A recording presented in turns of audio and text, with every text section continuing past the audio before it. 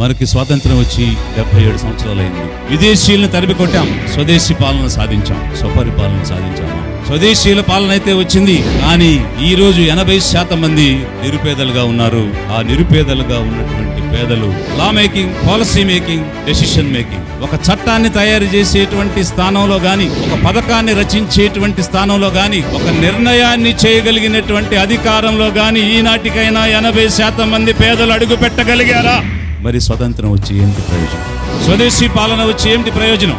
ఇన్ని పార్టీలు ఉండి ఇన్ని సంవత్సరాల పాలన సాగుతున్నటువంటి క్రమంలో పేదలుగానే ఉన్నారు, ధనికులు మాత్రం ఎదుగుతూ ఉన్నారు.